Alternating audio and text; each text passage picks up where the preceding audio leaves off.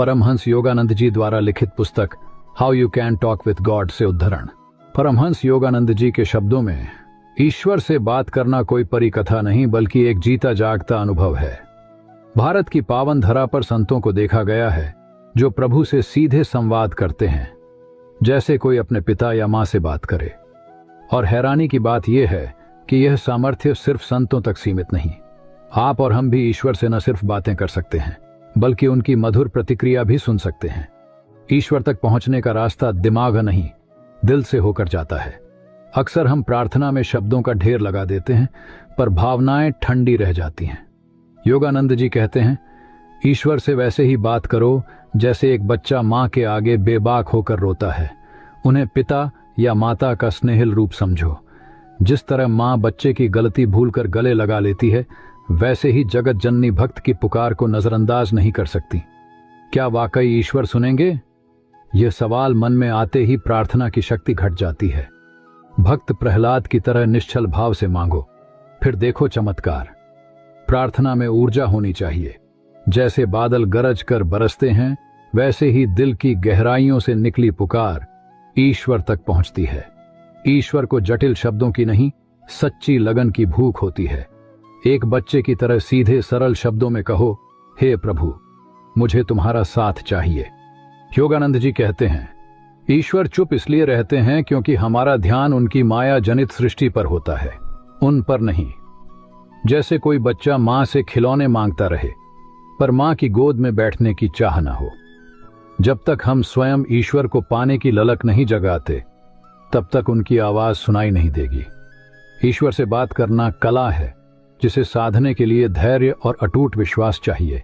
जिस दिन आपने उनकी मधुर आवाज सुनी, समझ लेना जीवन का सबसे बड़ा उपहार मिल गया। हमारा रिश्ता ईश्वर के साथ बिना किसी शर्त के प्रेम का होना चाहिए। किसी भी अन्य रिश्ते से ज्यादा हमें यह अधिकार और स्वाभाविक रूप से यह उम्मीद रखनी चाहिए कि ईश्वर, जो दिव्य मां के रूप में है, हमारी पुकार का जवाब देंगे। ईश्वर इस तरह की गुहार को नजरअंदाज नहीं कर सकते, क्योंकि एक मां का अस्तित्व ही है जो अपने बच्चे से बिना शर्त प्रेम करता है। हमारे हृदय में ईश्वर की एक स्पष्ट छवि मां के तुल्य होनी जरूरी है, नहीं तो हमें स्पष्ट जवाब नहीं मिलता। और प्रभु से जवाब की मांग दृढ़ होनी चाहिए। आधे अधूरे विश्वास वाली प्रार्थना काफी नहीं है। अगर आपने ठान लिया कि वह मुझसे बात करेंगे, और चाहे कितने भी साल बीत जाएं, अगर आप उन पर अटूट विश्वास रखते हैं तो एक दिन वह जरूर जवाब देंगे। एक योगी की आत्मकथा ग्रंथ में मैंने उन कई मौकों के बारे में बताया है जब मैंने ईश्वर से सीधे बात की है। मेरा पहला अनुभव जब मैंने दिव्य आवाज सुनी बचपन में हुआ था।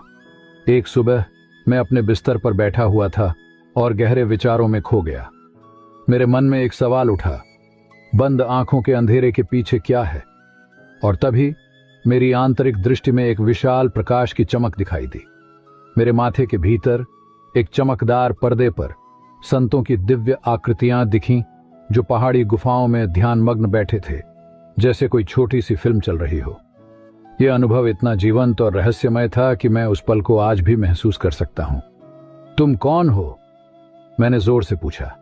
हम हिमालय के योगी हैं, एक दिव्य आवाज ने उत्तर दिया। उस आवाज को शब्दों में बयान करना मुश्किल है, लेकिन मेरा दिल खुशी से झूम उठा। वह दृश्य गायब हो गया, लेकिन चांदी जैसी किरणें फैलती चली गईं, अनंत तक। मैंने पूछा, यह अद्भुत प्रकाश क्या है? मैं ईश्वर हूं, मैं प्रकाश हूं। आवाज स्पष्ट थी, मधुर थी और ऐसी थी जैसे बादलों की गूंज। उस समय मेरी मां और बड़ी बहन रोमा वहीं मौजूद थीं और उन्होंने भी यह दिव्य आवाज सुनी। ईश्वर के इस जवाब से मुझे इतनी खुशी मिली कि मैंने ठान लिया कि मैं उन्हें ढूंढूंगा, चाहे जितना भी समय लगे, जब तक कि मैं पूरी तरह से उनके साथ एक न हो जाऊं। ज्यादातर लोग सोचते हैं कि बंद आंखों के पीछे सिर्फ अंधेरा है, लेकिन जैसे जैसे आप आध्यात्मिक रूप से विकसित होते हैं और माथे में स्थित तीसरी आंख पर ध्यान केंद्रित करते हैं, आप पाएंगे कि आपकी आंतरिक दृष्टि खुल गई है। आप एक और दुनिया देखेंगे जो अनेक प्रकाशों से भरी हुई अद्भुत सुंदरता वाली है। जैसे मैंने हिमालय के योगियों को देखा था, वैसे ही संतों के दर्शन आपके सामने प्रकट होंगे। अगर आपका ध्यान और गहरा होगा तो आप भी ईश्वर की आवाज सुनेंगे। अगर आप एक बार भी उनकी चुप्पी को तोड़ दें तो वह आपसे बार बार बात करेंगे। लेकिन शुरुआत में यह बहुत मुश्किल है। ईश्वर से परिचित होना आसान नहीं है, क्योंकि वह यह सुनिश्चित करना चाहते हैं कि क्या वाकई आप उन्हें जानना चाहते हैं। वह आपकी परीक्षा लेते हैं, यह जानने के लिए कि आप उन्हें चाहते हैं या कुछ और। वह तब तक आपसे बात नहीं करेंगे जब तक आप उन्हें यह विश्वास नहीं दिला देते कि आपके दिल में कोई और इच्छा छिपी नहीं है। अगर आपका दिल सिर्फ सांसारिक चाह की कामनाओं से भरा है, तो वह खुद को आपके सामने क्यों प्रकट करें। ईश्वर की खोज एक सच्चे और निस्वार्थ भाव की मांग करती है। जब आपका दिल पूरी तरह से साफ होगा, तब वह आपसे बात करेंगे और उनकी आवाज आपके लिए एक मधुर संगीत की तरह होगी।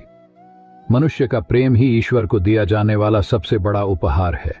यह सारी सृष्टि मनुष्य की परीक्षा के लिए बनाई गई है। इस दुनिया में हमारे आचरण से यह स्पष्ट होता है कि हम ईश्वर को चाहते हैं या सिर्फ उनके उपहारों को।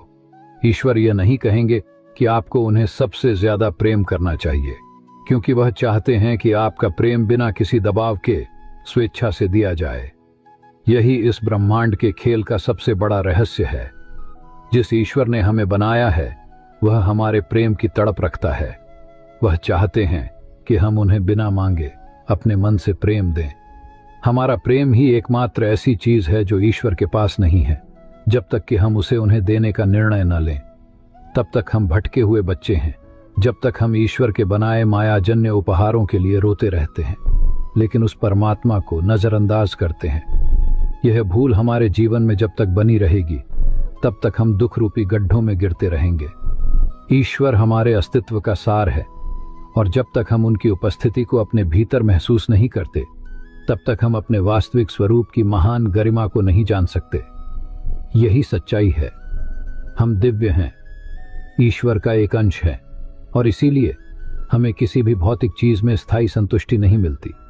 परमहंस योगानंद जी कहते हैं, मैं अपना ज्ञान किताबों से नहीं बल्कि सीधे ईश्वर से प्राप्त करता हूं। मैं शायद ही कभी पढ़ता हूं। मैं आपको वही बताता हूं जो मैंने खुद अनुभव किया है। इसीलिए मैं पूरे अधिकार के साथ बोलता हूं, सत्य के प्रत्यक्ष अनुभव का अधिकार।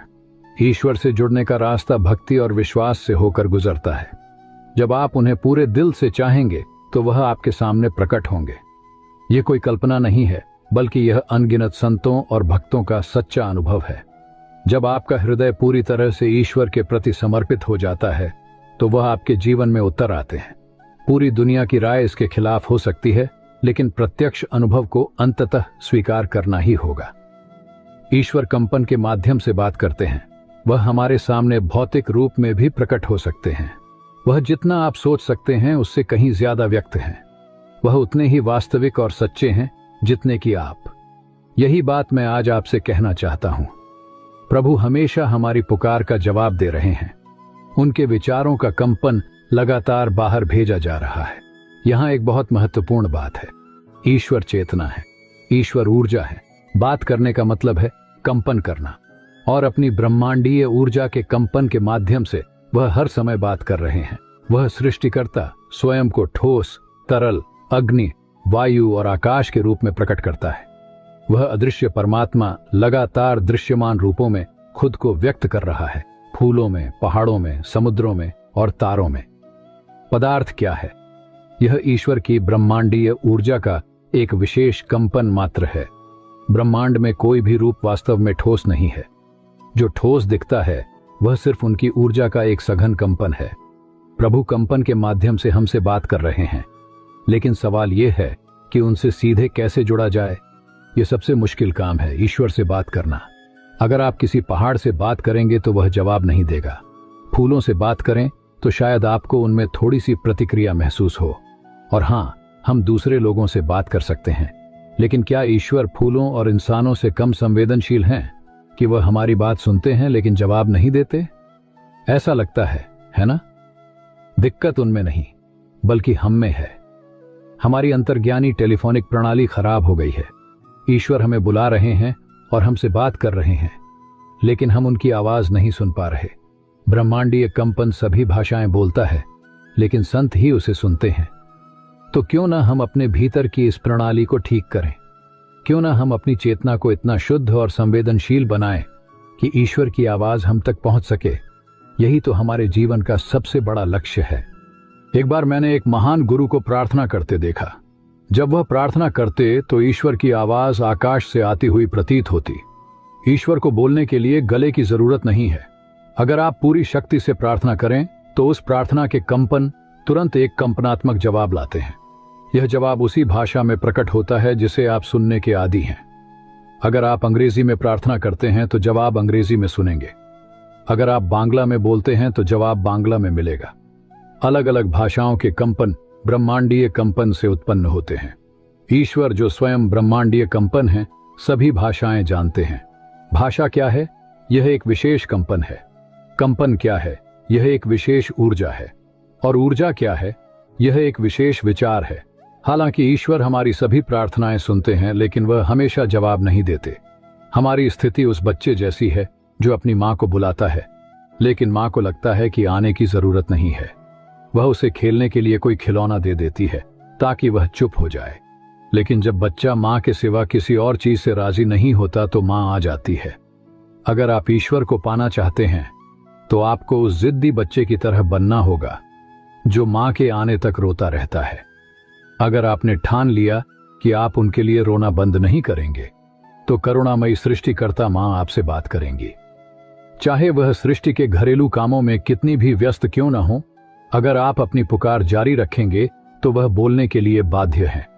हिंदू धर्मशास्त्र हमें बताते हैं कि अगर एक रात और एक दिन तक एक पल के लिए भी रुके बिना एक भक्त दिल की पूरी गहराई से ईश्वर के लिए तड़पता है तो ईश्वर उसे जवाब अवश्य देते हैं। लेकिन ऐसा करने वाले कितने हैं? हर दिन आपके पास महत्वपूर्ण काम होते हैं। वह शैतान जो आपको ईश्वर से दूर रखता है। प्रभु तब नहीं आएंगे जब आप थोड़ी सी प्रार्थना करें और फिर किसी और चीज के बारे में सोचने लगें। तो क्यों ना हम अपनी प्रार्थनाओं को गंभीरता से लें? क्यों ना हम उस जिद्दी बच्चे की तरह बने जो तब तक रोता है जब तक उसकी मां ना आ जाए।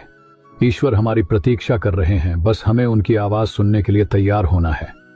जब भक्त ईश्वर से प्रार्थना करते हैं तो ईश्वर यह जानते हैं कि उनका दिल